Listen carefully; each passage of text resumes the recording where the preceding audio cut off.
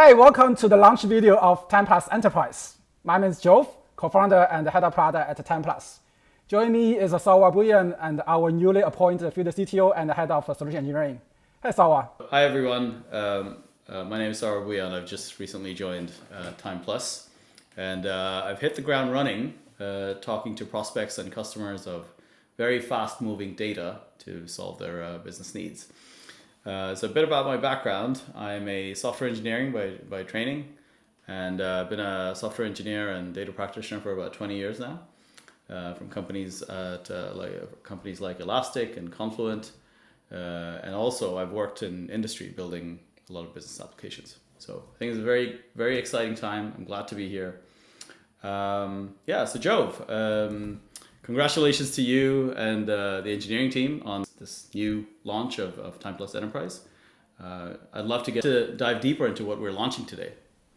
Sure, of course. Yeah, we are very excited to announce a major upgrade of Timeplus Enterprise. We call it V2. And it is with a lot of new features, a lot of enhancements. And many of our customers has deployed this version, more like early access version in their production environment since the beginning of this year. So we are very glad to share this Timeplus Enterprise V2 as a GA generally available worldwide. So it is really a great milestone and represents a great significant step for us to build a better streaming analytics platform and bring unparalleled performance and minimize the footprint, also with intuitive developer experience for users worldwide. All right, so let me show you the key highlights of this V2 release. Okay, in this release, we're not just focusing on the SaaS, which is we already released for more than 1 year. We also introduced this self-hosted version for you to try even without contacting us. So this will be a 30-day free trial. You can download easily with a single command on your Mac or Linux. Also available for Windows user through the Docker. And of course, for people using Kubernetes, there will be Helm chart. So all those features on the Timeplus cloud will be available on-prem in your own data center. And this gives you easy access to your local Kafka or databases. And you can provision as many CPU or memory as you want. So this is the very flexible way for you to deploy Timeplus Enterprise in the way you want. Also, in this new release, we have an enhanced version of the core engine. So all the nice features in the Timeplus Proton is available, but also we enhance the performance, improve the memory consumption for some large workload and high cardinality group by. Those features is much more improved. And then we also introduced a new type of stream, which is a mutable KV stream. For those use cases that is data is very frequently updated, and you need to do some kind of delete, update, filter. So the new mutable stream will be much faster than the version KV and changelog in the current Timeplus Proton. And of course, everyone needs a high availability for the mission critical workload. The new cluster is enhanced with multi-graph protocol with data sharding and replication. And we also add the built-in monitoring. You can leverage Timeplus to monitor all the usage. You can also leverage Grafana or Prometheus or Datadog, any tool at your deployment to know the details about Timeplus metrics and the trigger alerts. So those are just some of the key features. We are happy to mention more features and demonstrate more in the rest of the video. That's amazing. I look forward to diving deeper into those. Just to kind of step back a little bit. So since before I joined, I noticed that we had quite a few of these features in the SaaS offering, right? So we're going to be exposing all of these features and more in an on-prem offering. Can you walk us through the key motivations for doing this now? Yeah, as I briefly mentioned, that is our journey began 3 years ago, right? And with the vision that is we needed to make the real-time analytics much easier. You don't have to hire a very expensive engineer. You have to spin off a big cluster and spend a lot of effort to maintain it. So we launched our first private beta of Timeplus Cloud back in March 2022. So that is actually 2 years already. And we continue to evolve to make this cloud experience better with multi-tenancy, with SOC 2 compliance, many new features. We almost update it every week. On August 8, 2023, we have this GA announcement of the Timeplus Cloud. The following months, the September 2023, we open source our core engine as the Proton on GitHub. So this gives us a better way to reach out to all the developers who are not quite ready to use the cloud, but they want to try our core engine on their laptop, on their data center. However, even so, we are keep getting requests. They want features like the Timeplus Cloud, such as those extra source and sinks. For example, we have access to nets, we have access to WebSocket, we have very nice SQL editor, we have data lineage, we have a very great end-to-end experience, including the monitoring. So those features are not available in the Timeplus Proton because that Proton is more like core engine with a SQL-only interface. And people also ask a lot regarding how I can integrate with their own user management systems, LDAP, how they can leverage their own Kubernetes, leverage their data center or cloud environment to set up their stream processing in a secure way. So all those requests, we take them very seriously, and we work with a few data partners and key customers to test and verify and improve our enterprise offering. And after great efforts from all the team members and our customers and partners, we finally come to this milestone, and we are ready to open our enterprise offering to the entire world. And we also making sure it's not just Kubernetes only options. You can also download the binary easily using your Mac or Linux. You can also try Docker. So it is always very simple and very easy to use, but the engine itself, all the features also is quite powerful and cost efficient. Yeah, that makes a lot of sense. So I've worked a lot with enterprise customers, and I've worked in enterprise myself. And there's always a big variety of where the customer is at with regards to either just hosting in the cloud or even using a SaaS offering, right? So now we can deploy Timeplus anywhere, right? In fact, I believe we can deploy on the edge, on single nodes, very small footprints, but also in virtual private networks.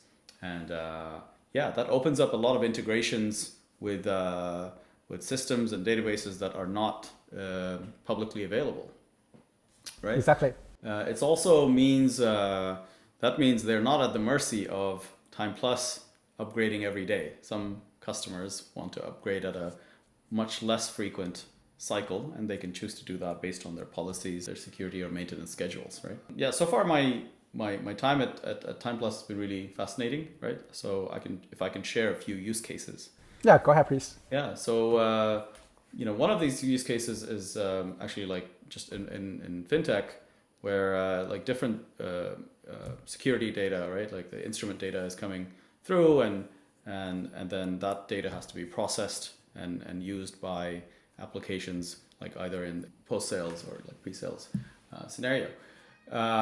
So in these cases, people are very nervous about putting their workloads in public SaaS offerings, right? So they very much want to deploy in a VPC where everything is very controlled in terms of the access, right? The other really cool scenario is we capture traffic metrics from like networking equipment at very, very high volumes. And we use stream processing to do detections of some sort of attacks, right? Cyber attacks, DDoS attacks. And then like the reporting from those attacks are also then piped out from Timeplus. And so in those scenarios, they have to live on bare metal machines with a lot of cores. They have to live very close to where the data source is. And the closer it is to the source, the quicker you can do the detection and mitigation. So before we go into the features of the launch, it might be helpful to just talk about the components that are in Timeplus Enterprise. So some of all this is already there in Timeplus Cloud. It's just that now that you install it by Timeplus Enterprise, it's worth knowing what they are. So at the bottom, we have Timeplus Core, which is the equivalent of Proton. It has our fast streaming engine, a lot of performance and memory optimizations. And then on top of that, we have built a high availability layer, which allows multiple Timeplus Core engines to be connected together as one cluster. We have sharding, replication, and recovery via the multi-graph consensus protocol. There's a component for Timeplus connectors. This hosts a version of Benthos with a select group of sources and sinks. And we have system monitoring built into Timeplus Enterprise to allow the metrics to be scraped via Prometheus and displayed in your Grafana. Other features here, right on top, we have a API gateway to allow access via other protocols or ports than what is available in Timeplus Core. So in Timeplus Core, we have an endpoint that can be used for like native connectivity, but things like WebSocket, things like HTTP, REST API, they will go through the API gateway. The console is made up of a number of different applications. You have data exploration screens, you have lineage screens, and a dashboarding screen as well. From there, you can also configure alerts based on certain rules. Should we dive into the high-level features in the launch? Yeah, of course. And this is a list of some of the key features. I know it might be a little bit overwhelming, and just pick up some of the key enhancements in this V2 release. For example, as Sarwar mentioned, immutable stream is really a new way to process data, not just append only, but also you might have a lot of update or overwrite. So this is pretty much like when you have data with the same or similar primary key, and you need to do frequent join or needed to get the latest status. In the Timeplus portal, we already introduced the version stream and changelog stream, but based on some user feedback, when there are tens of thousands events per second, the current version stream or changelog stream may not meet our performance requirement. So that's the reason why we built this new type of stream. Also introduced a lot of different configuration for you to optimize the performance. The performance of mutable stream usually can be 2x or 5x faster than the version stream in Timeplus portal. And many people ask about UDF support. We today already support JavaScript based on Google V8, as well as the remote UDF in Timeplus Cloud. Essentially, you can write your UDF in any language, such as Java or Go, and expose as a web server. However, for some use cases, especially if you want to deploy on-prem and you really care about performance, and you probably also already have some Python-based code available to process the data the way you want. And the new Python-based UDF allow you to reuse your Python code, leverage your favorite Python library, and just build them as a CQ UDF. And you can add this, call this UDF in your CQ query or in the join. So it's very powerful. I'm happy to do a demo later on. Yeah, and there's many other features. I'm not sure. So which one you want to highlight? My favorite one, because of my background with Kafka and Red Panda, is to be able to just point to a Kafka topic and use that as a stream. And actually, you could count all the records in a topic very, very fast, right? So that's one of my favorite features. Cool. Other things coming from the enterprise perspective is that as soon as something has to go to production, people want to instrument it and have monitoring and observability, right? So we've worked very hard to put instrumentation into the Timeplus Enterprise product, integration with Prometheus and Grafana, and as well as internal dashboards in the Timeplus UI to help operators. Yeah. Yeah, and there's many other features. For example, the capability to pause or resume a materials view. This is also coming from our community and our customer use case. That is, during the test phases, you want to pause the materials view so that the materials view basically is a running job on the backend to keep processing data. But for a while, you don't want it to keep generating data to the destination. You don't want it to delete the materials view either, right? So I think this is a valid use case.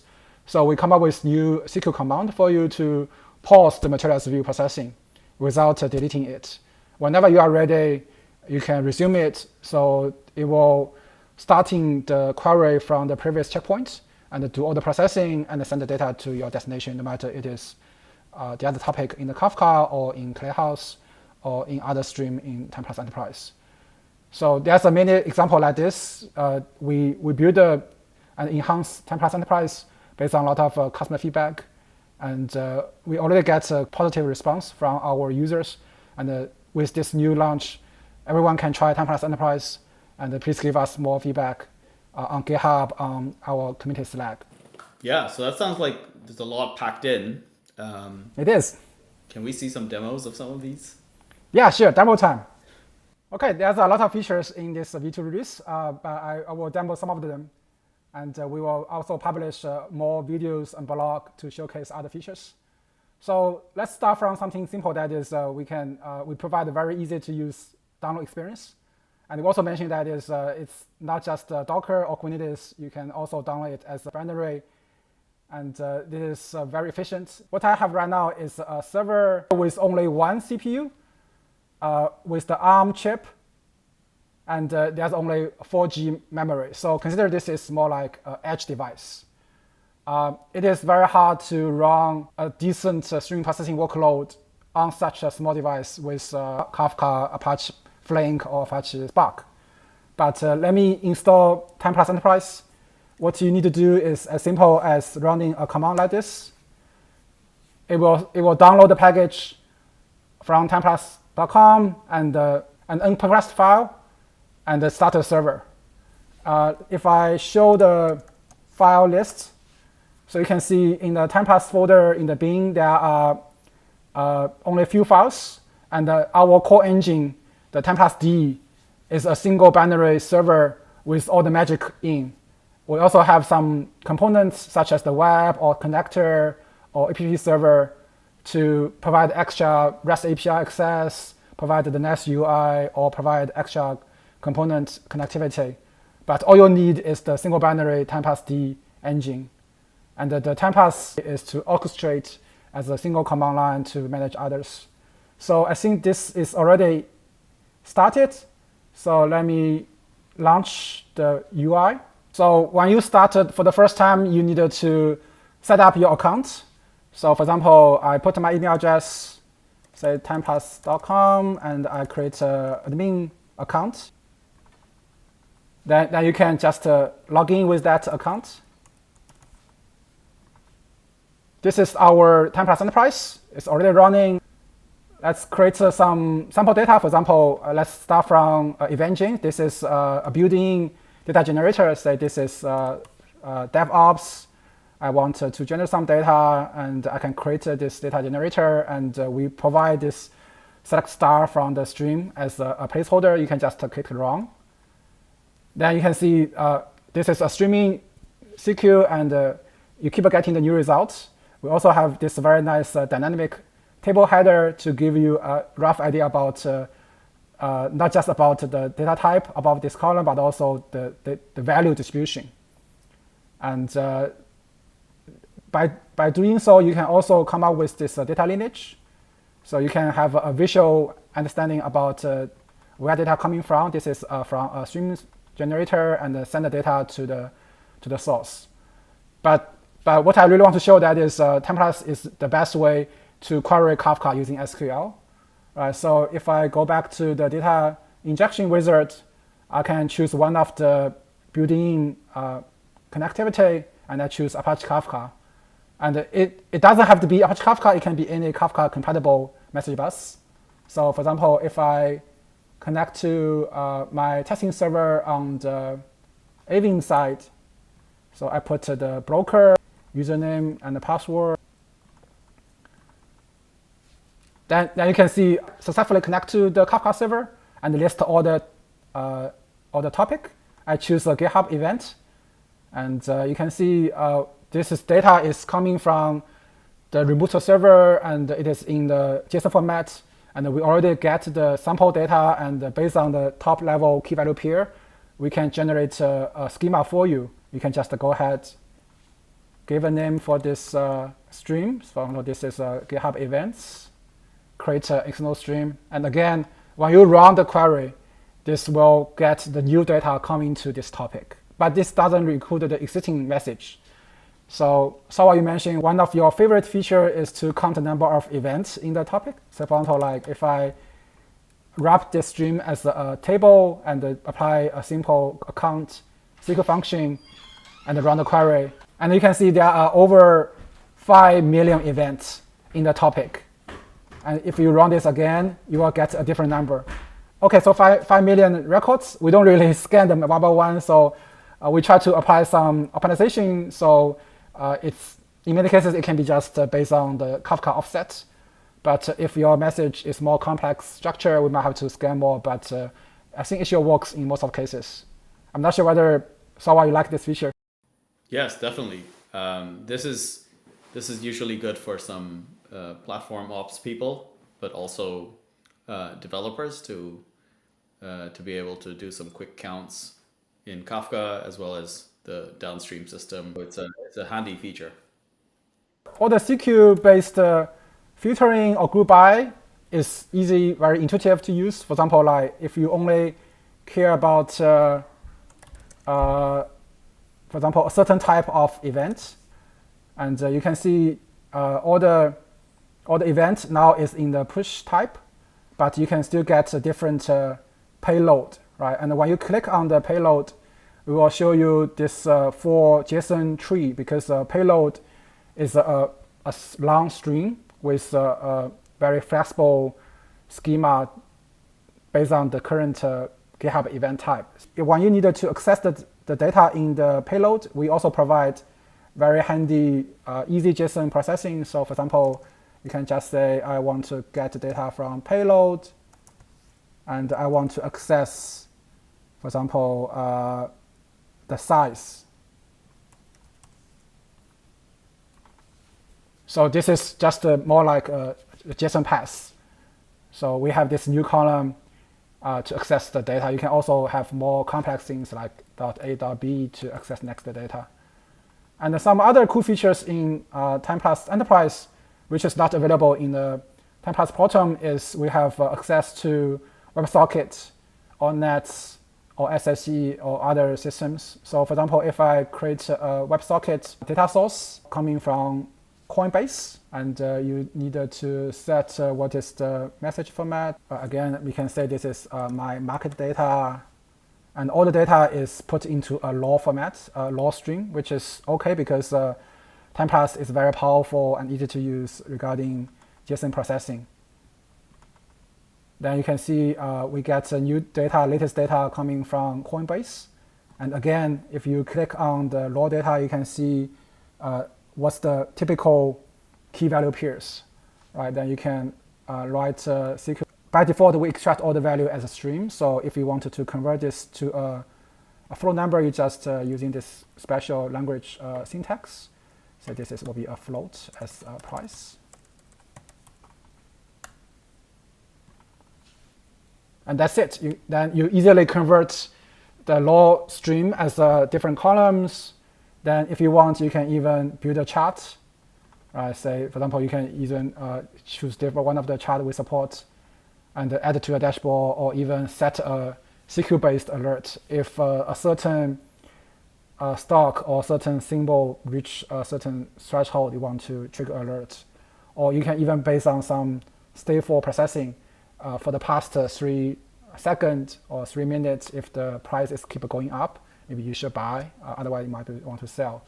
So Timeplus provide very easy to access data connection. And remember, all those activities is happening on a very small machine, 1 core CPU and a 4G memory. with ARM chip. So I don't think this is doable in, for example, like Apache Flink. So Timeplus Enterprise give you a very easy to use experience with low cost. Okay, now we talk about the market data. And if you are in this business, you may know there's a mature series of best practice to capture the signal of trading. And for example, Alpha 001 is one of it.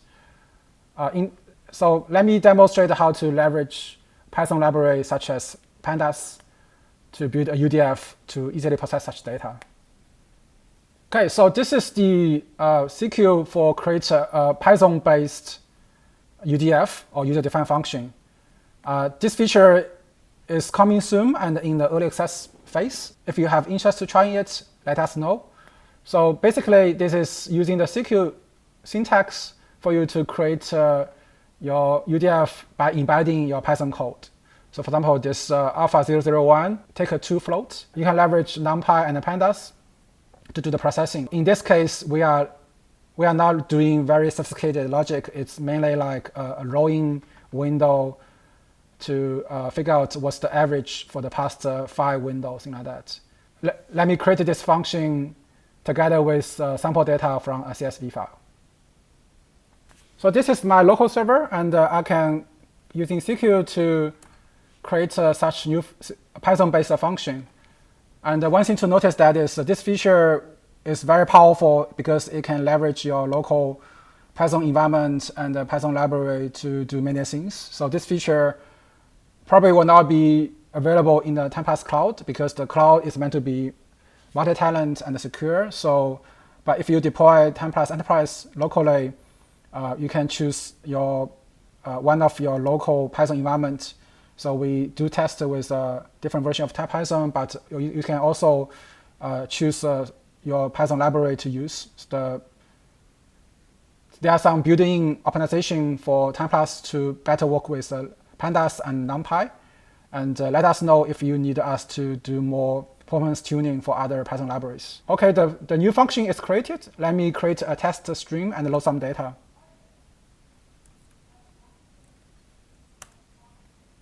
So now I create a new stream with some columns, and I will run our new Python UDF on this stream. And this is going to be a streaming query, so it will wait for the new event. As you can see, that is it's processed, and based on the rolling window, it efficiently process all the data and come with the result.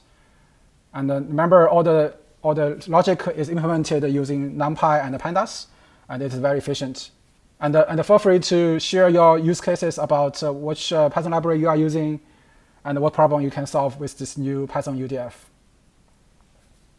And the next feature I want to demonstrate is the monitoring.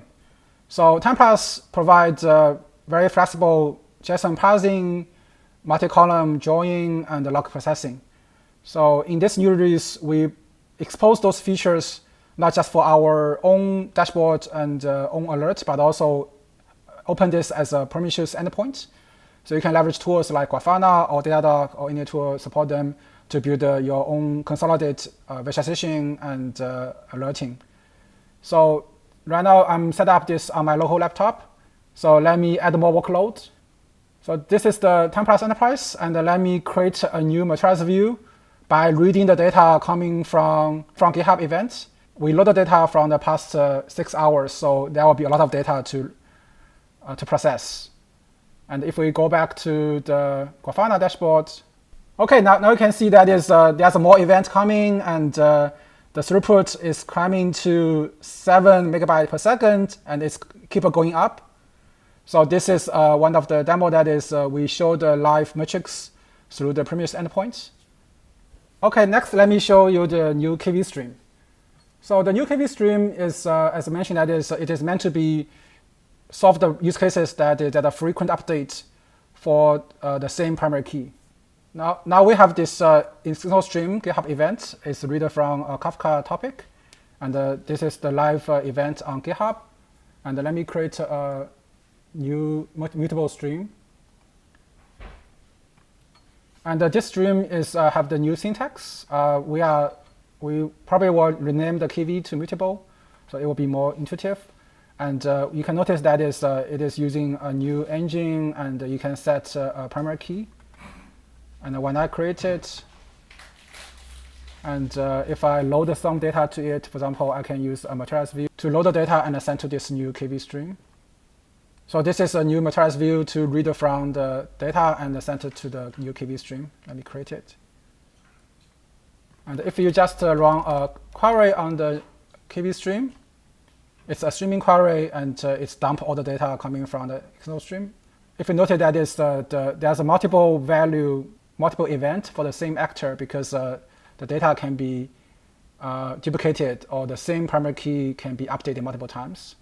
But if you wrap this as a table function, and you can see every single event, every single actor, there's only one, because this is the primary key, right? We will merge in a very efficient way. All the row with the same primary key will be merged. And now we have about 20,000 events. If you run again, this number changes. And you can also apply some filter. Right? You can efficiently do the lookup. And also you can query on other columns, even they are not in the primary key family. You can design which column is usually as a filter condition, and you can combine them as a column family. So there's a lot of performance tuning for those use cases. Sarwar, do you have anything else to add? Yeah, so one of the reasons KV Stream was invented, right, is that in stream processing, there are a lot of joins, and if you have a right-hand side with a lot of keys, a lot of unique keys, this is a more efficient data structure for joins than the columnar version of this. Also, when you have a very wide table, often it is used for different queries where you look at subsets of the columns. This is more efficient in terms of retrieving those keys by secondary indices set by those columns. Yeah, thank you for the comment. We'll add more demo and the blog to explain more. Well, this is amazing. Seems like we packed in a lot in this release. I talked to a lot of customers hosting their applications and data infrastructures in their own environment. So this is going to be a huge enabler for them, right? And also, I love the fact that this is packaged so simply to play with on your local laptop and desktop. Yeah, this is the key. That is, we not just want to build a powerful but also very intuitive way for people to get hands dirty with stream processing or make their life easier. And all the features available. You can check our website, check our documentation, and join our Slack, and look forward to the feedback. Happy streaming.